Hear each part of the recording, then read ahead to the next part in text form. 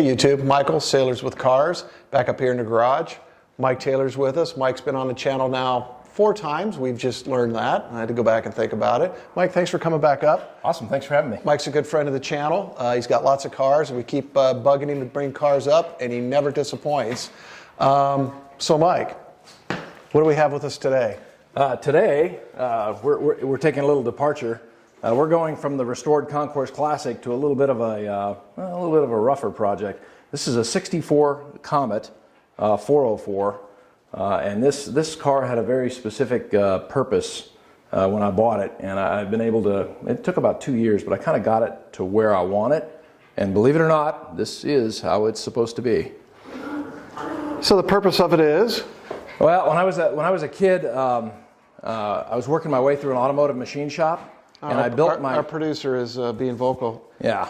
Producer Pace, could you go outside with Bentley, please? Dog yes. fight. What? Really? Oh, you guys go out. You got a whole backyard. Anyway, I was saying when I was in high school, I worked at a machine shop. My dad had a '65 fastback Mustang, so I built him a 289 motor, and I specifically built a motor with forged pistons and a Schneider cam and ported and polished head. So I built a small block and I made it go kind of as fast as I could. Sure. And because I was putting a little bit of myself into my dad's car, and it was a 4-speed, it was a top loader, and it was really wicked fast. So after I put a lot of my own time, personal effort, etc., into building my dad this really cool 4-speed small block Mustang, he promptly sold it because it was too fast.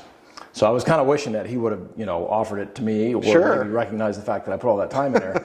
But anyway, I always had this little niche, this hollow spot for a 4-speed small block.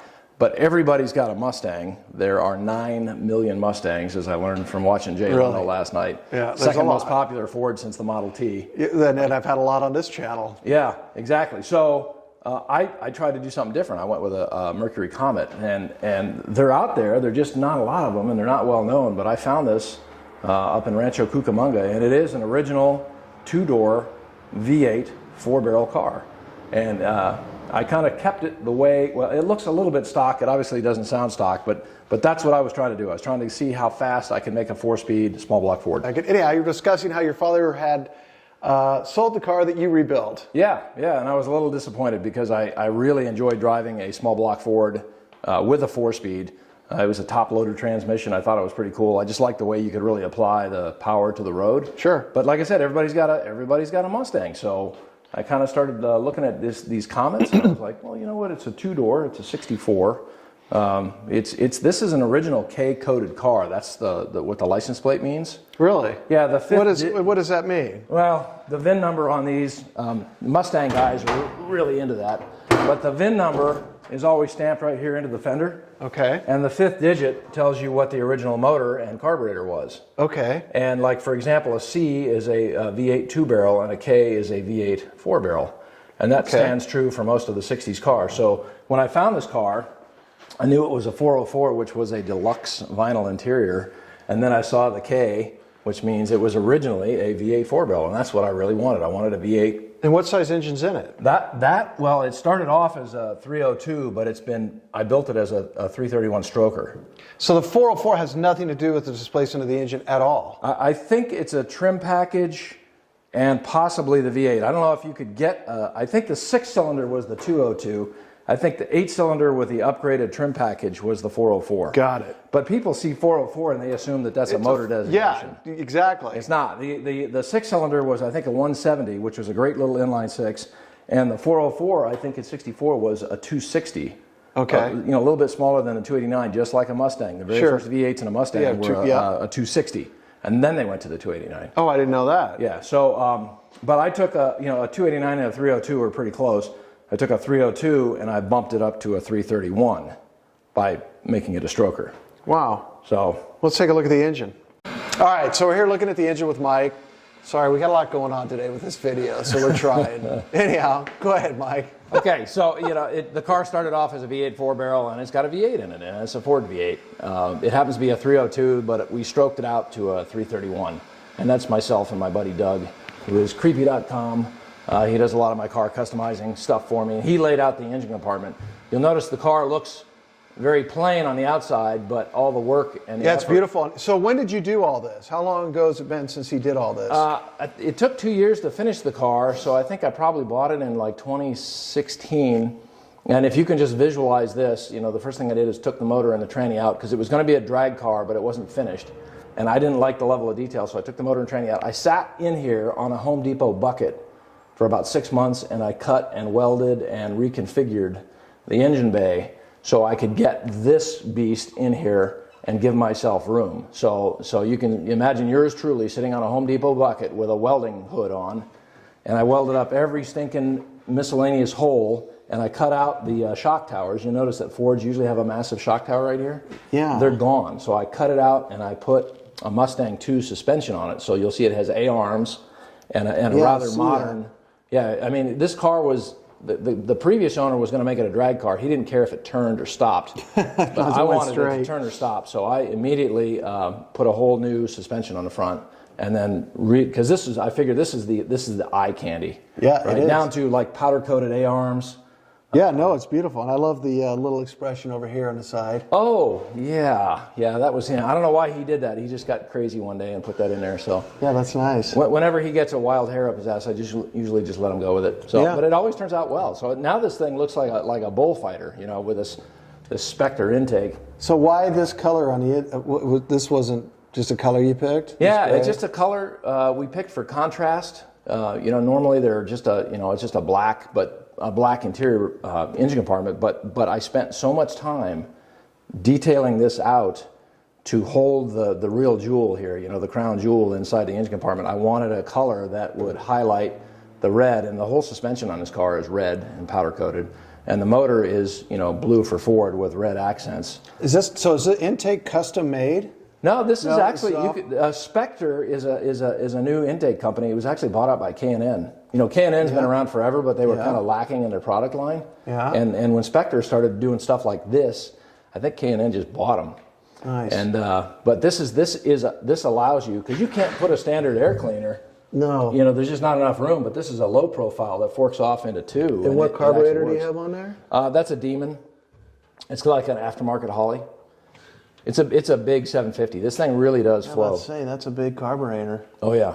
This mileage is not one of the design considerations for this car. No. It's just a street fighter, and when you get it out on the street, people look at it and they'll know that something's up. I had a kid in a Subaru try to challenge me. That didn't go well. Radiator custom made, or is this off the Champion? shelf? Okay. Champion aluminum radiator works well. All right. Well, should take a look at the inside. Yeah. Just a look. All right, of course, we're looking at the inside of the car, and Mike's crouched down over there. Mike, go ahead. Okay, so if you were a kid in the 60s or 70s, you got shoveled into the back of a Ford at some point, or a Mercury, because everybody had one. And, those Ford Mercury interiors were fairly predictable. They were either white or black or blue, and blue was a really common color. And that's what this car had for an original interior. And I was, I don't know, it just appealed to me, so I tried to keep it as original as possible. So that when it was going to be a drag racer, all this stuff was going to be bolted on the dash, which to me impedes your vision and puts holes in the dashboard, and then you lose all the integrity of the original stuff. So I put the race panel below the dash, and my buddy Doug built this for me out of hand cut aluminum. I was about to say, it's very nice. Yeah, I mean it really looks nice. So it's kind of the interior looks really factory. So and the upholstery in the back is actually the original 1964 upholstery. Really? Yeah, I had the bucket seats covered to match, and I just bought these seat covers on eBay. And then of course I put a roll cage in it. It had a roll cage in it, half of a roll cage. I finished it out. But rather than the guy was going to run the kickers through the rear seat and throw away the rear seat. I thought that was a crime. So I bent the kickers and I took them through the speaker panel so I could reinstall the original back seat. So I've got about a 90% original interior in this car, and it looks really good. And I find it very comforting to have those original Ford blue colors in here. Obviously the 4-speed shifter is a dead giveaway. And the race panel is a dead giveaway, and the aftermarket wheel. But aside from those components, everything in here is original. No, it's beautiful. I love it. I love it. Yeah. I'm looking forward to going for a ride. Oh yeah. It's not a very smooth vehicle, but it does have its qualities. You know what? We're not about smooth. Let's take it for a ride. All right. This car came out of San Pedro, and that's the other thing I found. Oh, really? Yeah. Because you did Long Beach Naval Shipyard, right? No. Oh, you never did? No. Oh my God. Or Long Beach? Were you signed at Long Beach? Oh, I did. That's why I was fascinated when I found out they had a Mercury plant in San Pedro. I never knew that. All right, Michael, Sailor with Cars, with Mike Taylor and his 64 Comet. Talking about where the car was built, San Pedro, California, which I didn't know there was the only plant that I'm familiar with is the one in Fremont. That used to be the old Ford plant up there. That is now the Tesla. It was a Ford plant, and I know that because my cousin used to work there, and then it was a Toyota plant, and now that's where Tesla builds their cars at. Never knew there was one at San Pedro for Mercury. Yeah, I didn't either until I cracked the VIN code. Obviously I focused on the K for the V8 and the 4-barrel, but then I found out that the actual car was made in San Pedro. So I guess late 60s they were cranking out Mercuries up there. Mercury was a pretty substantial, subdivision of Ford. So what years did they make Comets? Is this an early model Comet? 64 is like the mid generation. I think they started in 60. I think in 59 it was going to be introduced as an Edsel of all things. Oh. And but the Edsel thing really went away, so they took the name Comet and they gave it to Mercury. Ford gave the name Comet to Mercury, and then they started making an equivalent line to the Falcon. Okay. So a Mercury Comet was essentially a variation of a Ford Falcon. And then the Mustangs were coming out too, but I guess they didn't want to compete with the Mustang, so they just tried to saturate the market with different variations. So the square body, it kind of reminds me, and I've never seen one side by side, as the old Chevelles, the older Chevelles, the square bodies. It's got that square body to it. Exactly, 64 through 66. That's just what they did. The Rancheros were square, the Falcons were square, the Mercuries were square. 63 and before. If you've ever seen Top Gear, Aaron Kaufman has a 63 Falcon, and it's pretty rounded off. It's a big flat car, but it's very rounded off on the features.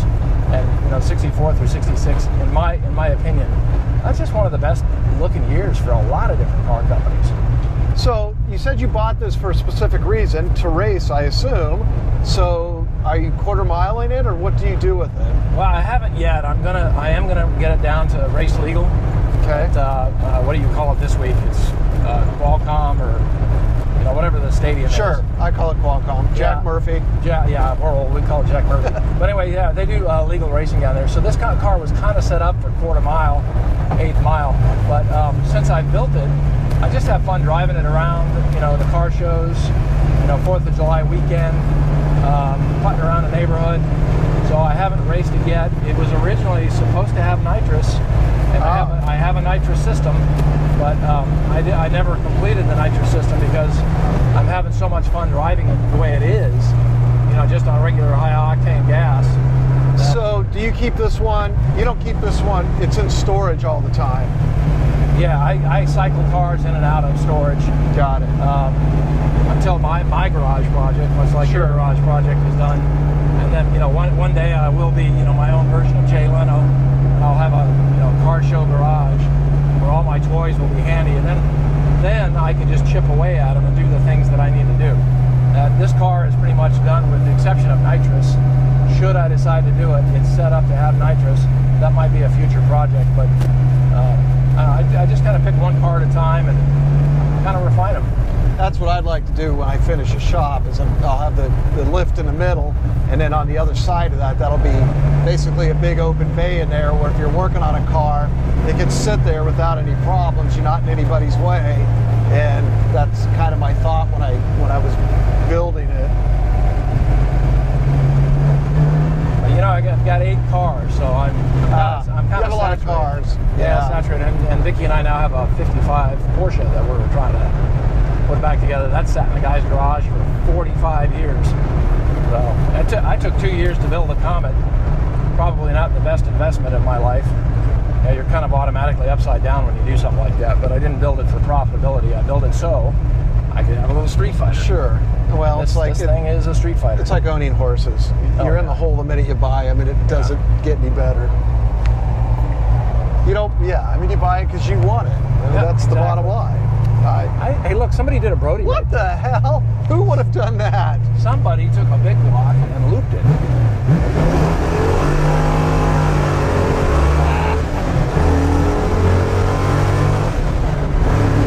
That's just got a little bit of power. Yep. Nice. And that's what I built this car to do.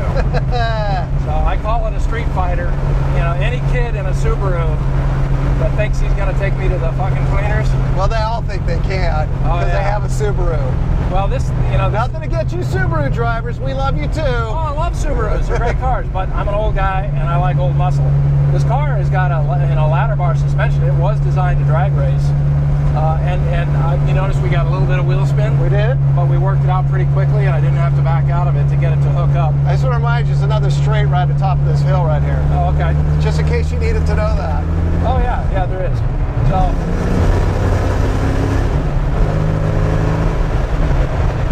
Nice. So, yeah, you can make a small block Ford go pretty fast. Yeah, you can. If you do it right. And I got a buddy, Ray. It says the power is in the heads. You got to have a good set of heads on there. So the cam is a good cam. The heads are they're Pro Comp, but I had them completely reworked with new valves, new seats, new springs, and it's a roller motor. So I mean, I think I've really maximized. So how much would you say you have just in the engine? Probably $4,000 to $5,000. I was going to say 5,000.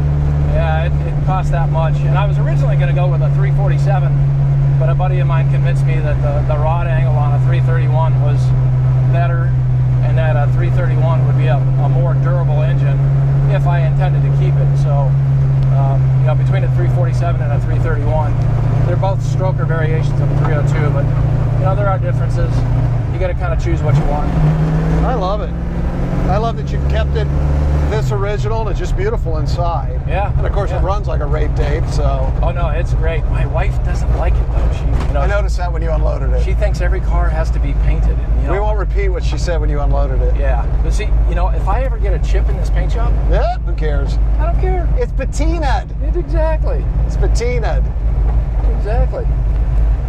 It stops. The guy in the Pyrrhus he's like, oh, what is that? Gas guzzling vehicle.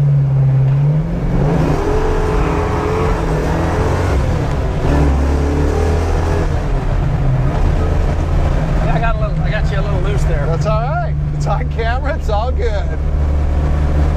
The guy in the Tesla is probably like, oh my God. Yeah.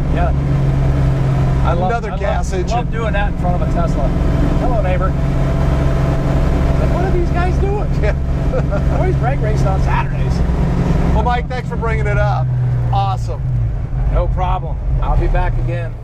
All right, YouTube, we just took the Comet out for a quick run. Car hauls ass, that's for damn sure. Appreciate the drive with Mike. And remember, we're always looking for people to interview. So we've done one more thing. We've done an email campaign. Sorry if you got spammed on email, but I got to do what I got to do. Hit us up on Facebook, Instagram, and of course on the YouTube channel if you're watching a video. And I realize that people don't have the biggest attention span in the world, but just click the subscribe button and watch the videos for a couple minutes. I think they're pretty damn good videos. So give it a few minutes, stop watching how to rebuild your washer, and look at some nice cars and support the military people that own them. With that, Mike, thanks. Awesome. Thanks for coming up. I appreciate it. Always a pleasure. And like I said, Mike's a good friend of the channel. Come up a few times. You got a couple more cars we're going to do in the future. Till we'll see you next time, YouTube.